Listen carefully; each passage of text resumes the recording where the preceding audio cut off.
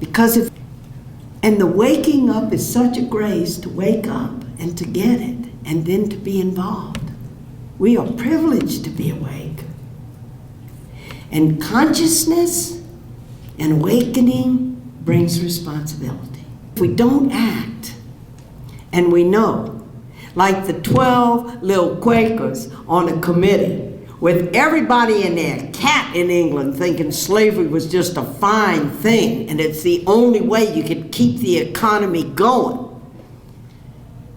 Imagine those 12 little Quakers on a committee of 12 who said, well, let's print a little pamphlet. First thing we did in Louisiana was to print something called the Louisiana Death Penalty Myths and Facts. People don't have any information about the death penalty and how it works. They don't have a clue. They think, well, you know, these people that do these terrible crimes, they have no idea. They have no idea that out of the 15,000 homicides in this country every year, less than 1% of all these people are selected for death. They have no idea that people who do terrible crimes, unbelievable crimes, but get a good attorney are not even going to go to trial, because the DA is going to think 14 times before he goes up against a really good attorney and 100 pretrial motions and may not win anyway, and they're going to plea bargain in the basement. People don't have a clue and know that over 90% of all the criminal cases are plea bargained in basements and not brought to trial. And poor people who have no good lawyers to represent them never have a chance. Never have a chance. Who knows how the criminal justice system works? Because who's involved in it? Who has a brother in it? Who has a cousin in it? Where does it hit us close? It never. When I went to high school at St. Joseph Academy in Baton Rouge, when I did the research for Dead Man Walking, I found out we had a portable electric chair in Louisiana. It was right at the Baton Rouge Parish Jail, right down the street from where our high school was, and they were killing people in a portable electric chair for the crime of rape, 90% of whom were young black men, for the rape of white women, never for the rape of black women, and I didn't even know what was going on. That's what I mean, to be awake. To be awake is such a grace, it's such a gift. Why are we awake? Why us? And then that, as the prophets tell us to be awake, and then the call comes, what am I gonna do with what I know? And we need these images of hope. We need to see how Britain abolished slavery. We need to hear the stories of how we abolished slavery in the United States. The groups that would meet in the living rooms to talk about slavery and how we were going to change it. And Martin Luther King used to say that when something is just and right, the bent of the universe is toward justice. And he said, when our cause is righteous, know that we have the righteousness on our side, but then we have to use our heads. We have to do our research. We have to get our information, and we have to learn how to tell the story in a way that people can get it.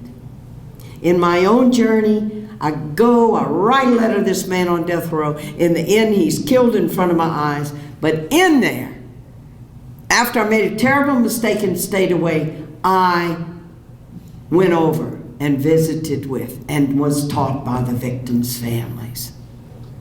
Lloyd LeBlanc, whose son David was killed, who said to me, sister, all this time you've been visiting with that man on death row and his brother, and you didn't once come to see us. I didn't know I was supposed to go over to them.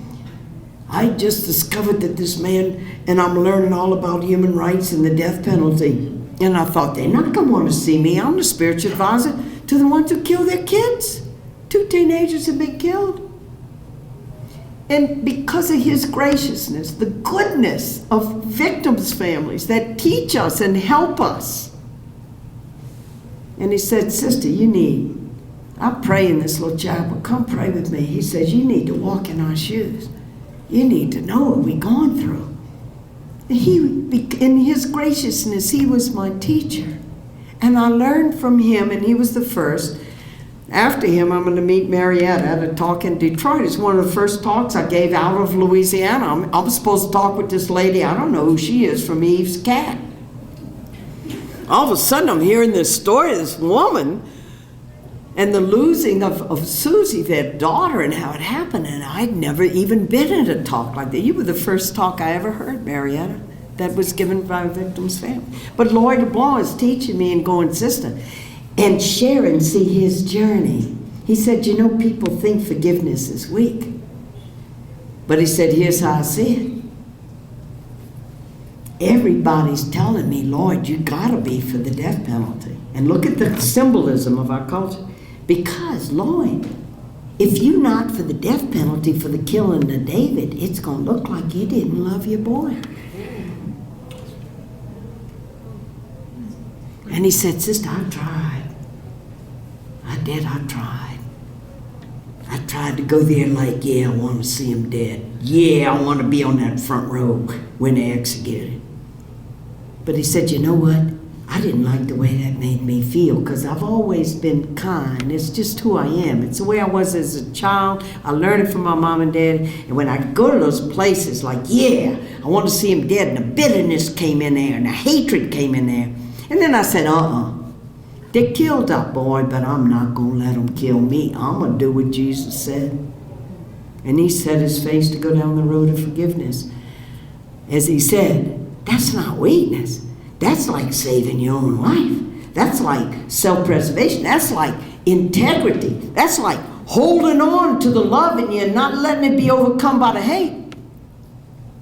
And Diana kept saying, look, somebody's murdered somebody. How do we translate it that when the state does it, just because the Supreme Court makes it legal, do you know what they have to put on a death certificate when after a person's executed, when they have to put cause of death? It's the only time the truth's told. Even the word execution is a euphemism, because you execute a forward pass in a football game. You execute a business plan. It just means to get something done. But after you kill a person in the death chamber and you come to cause of death, guess what they write? What do you think? Homicide. The killing of a human being by another human being. And it's all legal, but that doesn't change anything. And I'm going to tell you that when it got tough in Massachusetts about 10 years ago, Robert Curley's son had been brutally kidnapped and killed. And I mean, they took it to the bank. And they said, we're going to bring the death penalty back to Massachusetts. And believe me, they came real close. They came within one vote. And when the vote came, and they had testifying before the Massachusetts legislature, the two sons of Julius and Ethel Rosenberg. By then, most people knew, they were killed for espionage and treason and giving over secrets to Russia. People knew that Ethel was not guilty of it. That maybe Julius was, but not Ethel. And they had put Ethel under the death penalty, hoping they could get a confession from Julius, and it backfired. And these two boys are testifying, you killed our mother and our father. And we went to Sing Sing to see them on death row before they were killed. So they have that history.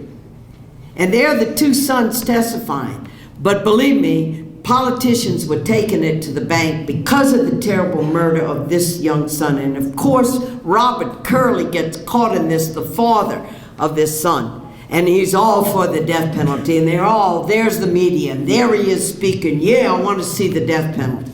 And it comes within one vote. And I'm sorry I can't remember the name of that legislator. They gave him an award afterwards in the Massachusetts Coalition to abolish the death penalty, and it came to him.